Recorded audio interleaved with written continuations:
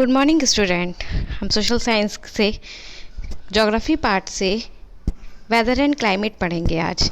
ये हमारे chapter air and water का ही एक पार्ट है।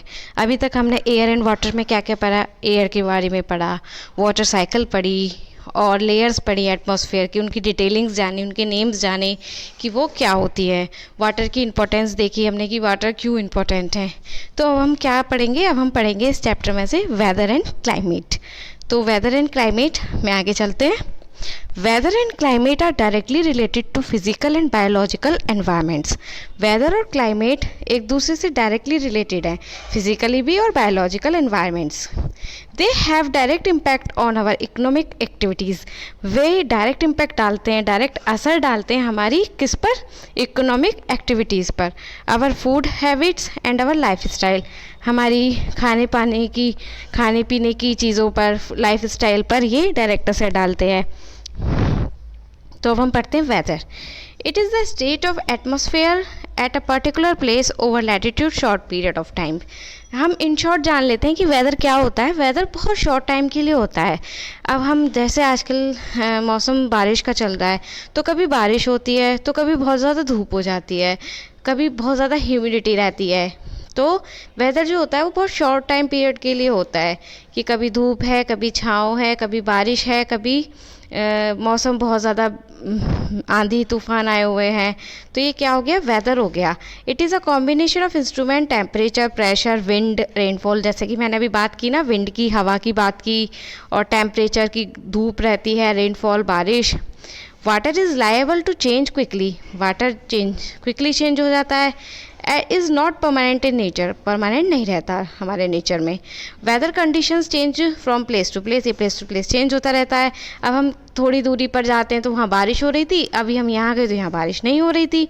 Definite patterns at places. Weather is recorded on daily basis, weather daily recorded होता है। अब जैसे कि हम स्मार्टफोन सब यूज़ करते हैं तो हमारे उस पर नोटिफिकेशन आता रहता है कि आज के इतना टेम्परेचर है, आज वेदर ऐसा है, आज क्लाउडी है, आज सनी है।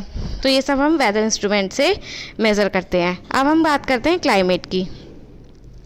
It is related to the average state of weather conditions of given location for a long time period. अब क्लाइमेट तो होता है वो for a long time period होता है, लाइक सीज़न हो गई। हमें पता है कि इस मंथ से लेकर इस मंथ तक ये सीज़न रहता है। तो क्लाइमेट और पर्टिकुलरली उस पर रहता है। जैसे कि जो सी एरिया होते हैं, जहाँ पर समुद्र होते हैं, वहाँ पर क्या होता है, सी एरिया में क्या होता है कि मॉडरेट रहता है, मतलब वहाँ ना ज़्यादा सर्दी होती है ना ज़्यादा गर्मी होती है, ठीक है। और इक्वेटर के पास जो होते हैं वो हॉट रहते हैं। तो इस तरीके से क्लाइमेट होता है जो जल्दी से चेंज नहीं होता है। अब बात करते हैं आगे। The poles have very cold climate, और जो पोल्स होते हैं उन पे क्लाइमेट कैसा होता है, कोल्ड होता है।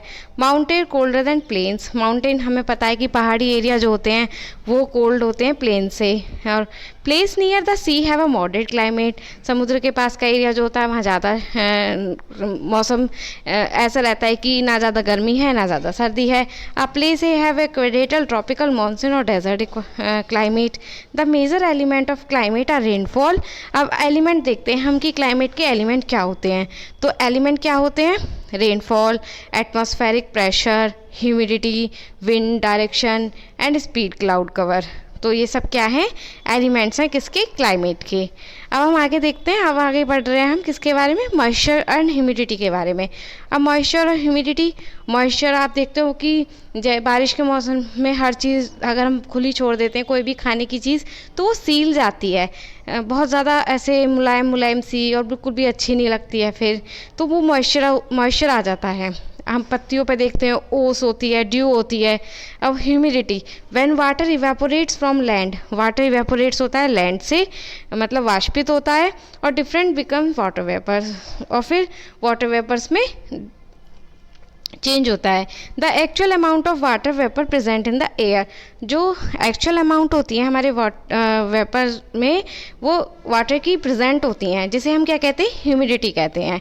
अब बात करते हैं रेनफॉल की। Rainfall, water vapour condenses into droplets of water. Clouds are huge masses of water droplets. Clouds के पास एक बहुत ह्यूज एरिया होता है ड्रॉपलेट्स का, ड्रॉप्स का, वाटर ड्रॉप्स का।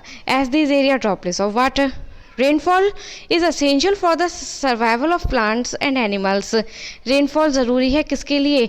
एनिमल्स प्लांट्स के सर्वाइव करने के लिए बहुत ज़रूरी है rainfall. It also bring fresh water surface of the earth. If there is no rainfall, अगर रेनफॉल नहीं होगी तो क्या पड़ सकता है? सूखा पड़ जाएगा। Maximum ground water comes from rain water. Maximum जो ग्राउंड वाटर होता है वो कहाँ से आता है? रेन वाटर से आता है। Plants also help to preserve water. Plants को भी ज़रूरत है रेनफॉल की, वाटर की। There are 3 types of rainfall. अब कितने टाइप्स की रेनफॉल होती हैं? 3 टाइप्स की, जैसे कि कन्वेक्शनल रेनफॉल, ऑरोग्राफिक रेनफॉल और साइक्लोनिक रेनफॉल। कन्वेक्शनल रेनफॉल होती है, अब जैसे कि आप इसमें देख रहे होंगे सन हीट है, कंडेंसेशन हो रहा है, जैसे कि हमने वाटर साइकिल में भी पढ़ा था। और फिर ऑरोग्राफिक रेनफॉल है, साइक्लोनिक रेनफॉल है। तो आज हमने क्या पढ़ा? क्लाइमेट के बारे में पढ़ा, रेनफॉल के बारे में पढ़ा। आज तक हमने बस बारिश देखी है, हमें लेकिन ये नहीं पता था कि बारिश कैसे होती है, बारिश कि जो बारिश का पानी है वो हमारे लिए यूज़फुल भी है। तो इससे आगे हम अगली वीडियो में पढ़ेंगे। Okay students, thank you, have a nice day.